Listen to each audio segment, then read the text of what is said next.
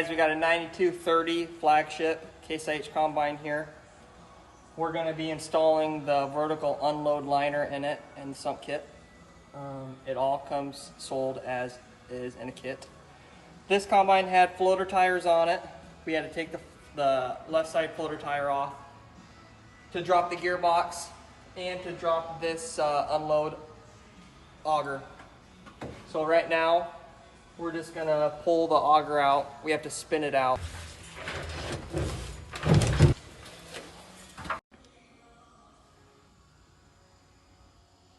The reason we're putting an Ihle unload liner in is because for this cast unload series, this tube wears out thin.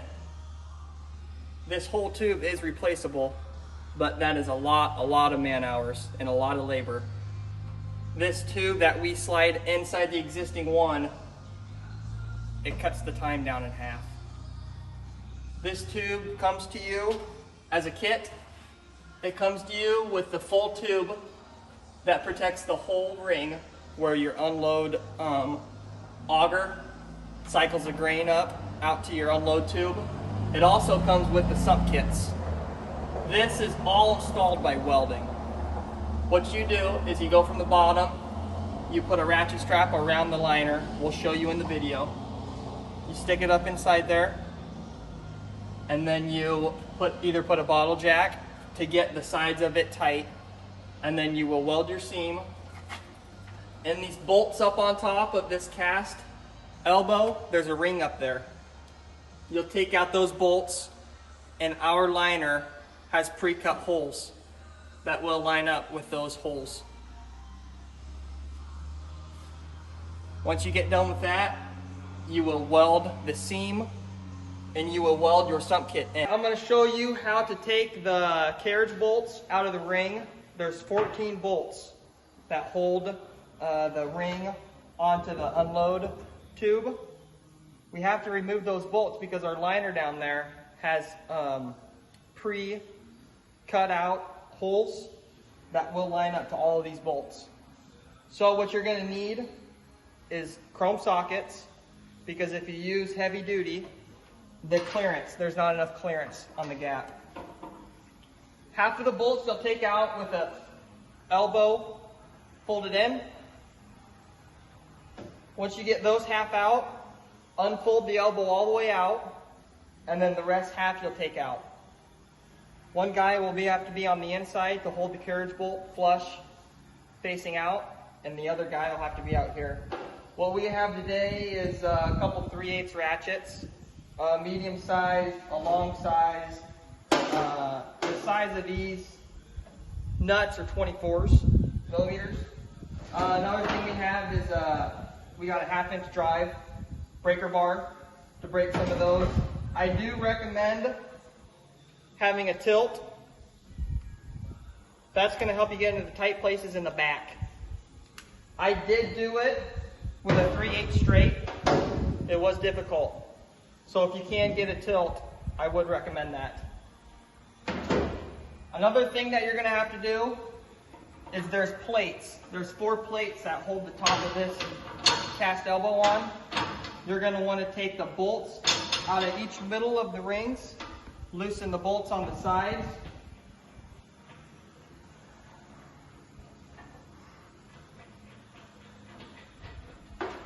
and then slide it out. That'll give you the clearance for these chrome sockets to fit on. If you have these in, your socket won't fit on the nut. So you have to slide these out, put them on the nut. Once you do that, I do recommend before you unfold it back out, I would tighten this ring back up, one on each side. I had to take this ring out and the opposite ring. So 2 out of the 4 rings have to be slid out. The others, I did get the chrome to fit on the socket. After you do that, you'll be able to slide your unload liner up inside there, and then you can match the holes up. But do remember, we don't want you to fold this unload elbow in or out without at least having 3 to 4 bolts still in the cast piece, the cast ring, just for safety precautions. So once we do have all these out now, we are going to start with sliding the liner up inside. Before you're ready to slide the unload liner up inside of the tube, you have to take the bracket off for the gearbox,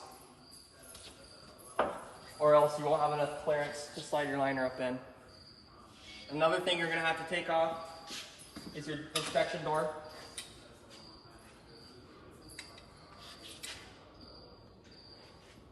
So before you do any of this, we want to make sure that we are clear of any debris on the floor and on the sides where we're going to fasten the liner in. We took a putty knife and scraped the walls clean, the sides clean, and the floors clean.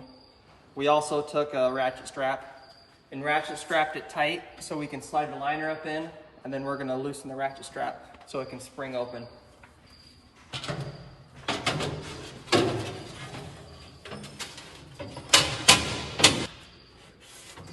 Now we're going to take the ratchet strap out once we have it in there, and then we're going to push it up.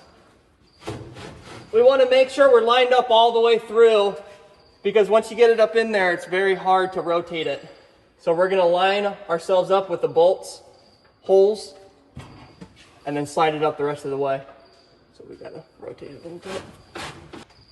After you get that in, you can take a porta power or a 2x4 and spread your liner out. Right now, we're going to put the bolts back in. One person will have to be on the inside to push the bolts out, and the other person will have to fasten them on the outside. And you have the liner split up inside the tube, and all of your bolt holes line up, your cage bolts. You want to start from one side of the seam of the liner, and then work your way all the way around with the bolts.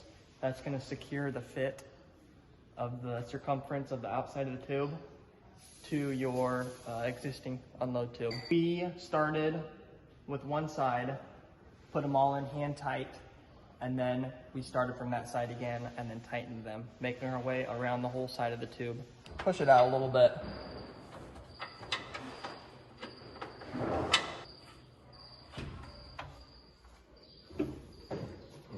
Can you reach the next? Is it in? Yeah. Well, yeah. I recommend when you slide this liner and you're getting ready to put your carriage bolts back in, it'll be a lot easier to have the unload tube all the way out like this. You'll be able to get to 3/4 of the bolts around the ring. The other bolts, you'll have to swing the auger in. Right now, we've got one more bolt left to put in. These are all finger tight right now. After you get all these finger tight, we're going to start tightening them down. The other thing we're going to do after we start tightening them down, the last thing we're going to do is put the bolts in to keep this ring on. So after you get all of your carriage bolts in on the top ring and the top of the liner, you get them all tight, you come inside here and either use a 2x4 or we have a porta power here. Put in the middle of the liner and stretch it out to the sides so it's flush all the way around. When you have it sucked to all the sides, you're going to tack weld. If you do see a little gap, do not tack weld that spot. Move the porta power it towards the side of the tube, and then you can finish tacking. Tack the whole bottom, and then you'll tack your seam.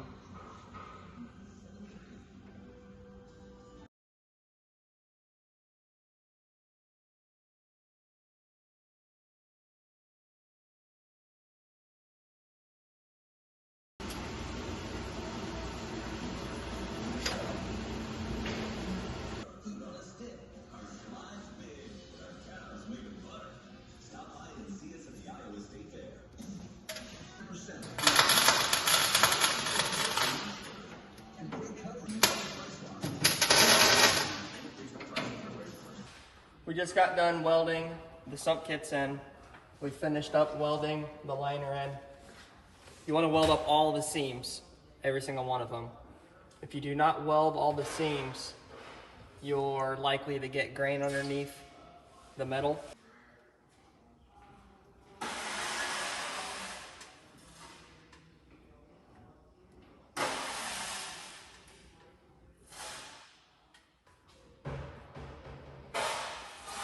We have now finished the installation of the vertical unload liner that is sold by Ihle Fabrications.